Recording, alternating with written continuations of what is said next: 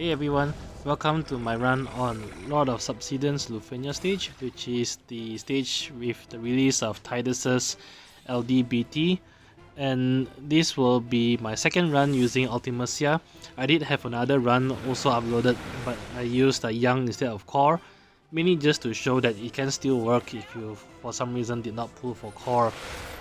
The gist of this strategy is very simple. It's just to activate follow-up attacks with Core and Cloud of Darkness before going into Ultimecia's BT and subsequent nukes from Ultimecia's EX. So the start of the battle is all about setup. This stage has extremely high defense. The Tunneler's boss has 50,000 defense stat, so you really need to pile on call abilities and debuffs that reduces defense. For this reason also, I included Aranea as the third unit in the team. Aranea is very valuable here because her S2 inflicts the Vitalcrusher debuff, which increases brave damage done by 50% and also ensures that hits are critical hits as well, and that goes a long way when stacked with the other debuffs that I have.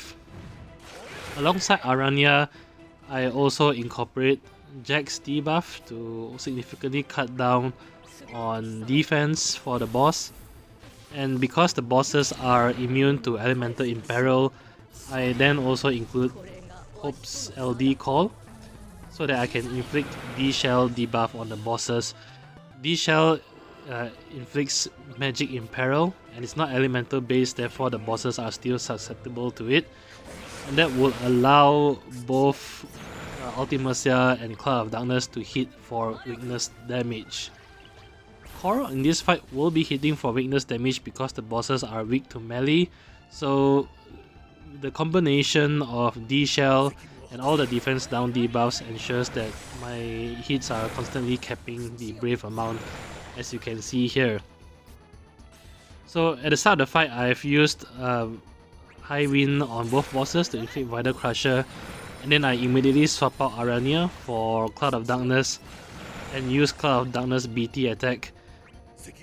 Doing all this and linking Core to Ultimecia ensures that here when I enter Ultimecia's burst mode, all of her attacks inside burst mode will trigger a follow-up attack, or I guess a preemptive strike from Core, and a follow-up attack from Cloud of Darkness, which introduces a lot of off-turn damage.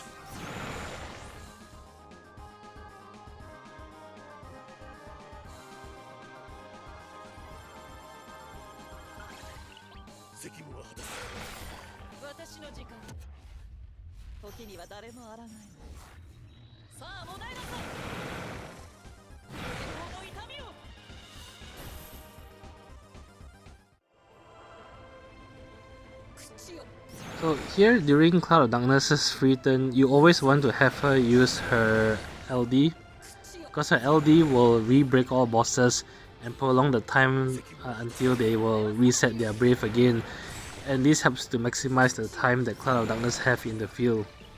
Right after Ultimecia uses her BT, she has 3 turns of BT aura that allows her to delete turns.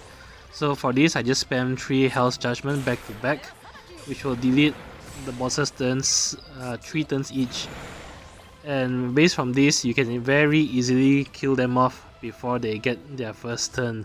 If you look at the turn order bar, their turns are so far deleted that they're not even going to reappear on the bar for a very long time. Ultimecia goes very well with Core because Ultimecia will always get her EX fully charged on her turn, so long as you always use skills, either her S1, S2 or LD during her free turns after her EX. And having Ultimecia together with Core also ensures that Core will still at least get some turns to refresh his link to Ultimecia so that Ultimecia can continuously trigger Core's preemptive strike. So the cycles that Ultimecia has represent a lot of damage. As you can see here, I went EX into free Hell's Judgment, into Hell's Judgment, and then into her LD, all of which are AoE attacks, and all of which trigger the preemptive strike from Core and the follow attack from Cloud of Darkness. So doing this repeatedly melts the bosses very quickly. Also at 49%, the Lufenia orb does reappear with a count of 8, but with Ultimecia this isn't an issue because during each of her EX loops, she will uptick the orb all by herself anyways. So here again, I come to Ultimecia's turn and her EX is fully charged again. So I'm just repeating here, going into EX and then triggering her free S2 and then using her S2 and then replenishing it with her LD after that. This is a very aggressive playstyle and it quickly burns her out, but because of the high amount of damage, you likely kill off the bosses before she runs out of skills. If you are worried about running out of skill, you can play a bit more conservatively with Ultimecia by using her Protean swords instead of using her LD and saving her LD and S2 for later parts of the fight. With this setup though, it's not so recommended, mainly because Cloud of Darkness remains in the field only for a limited time, so during this limited time is where you want to get as much damage as you can anyway. But depending on the team comp, there may be some fights where it makes more sense to be a bit more conservative with Ultimecia and use Protean Swords instead of LD or Hell's Judgment, so that you can save it for the later parts of the fight.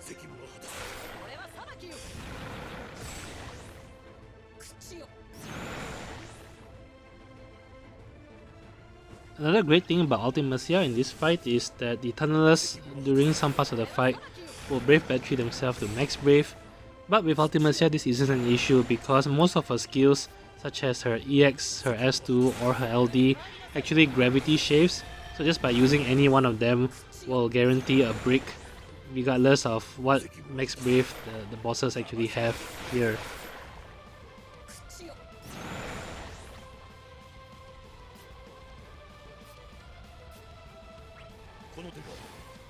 So right here I wanted to give Cor a little bit more time to shine. I could have just allow turns so that Ultimecia can finish them off in her final LD loop, but since I have Cor with a few of his LDs unused, I just went on a spam of LD into Reaper's Gale to finish the bosses off.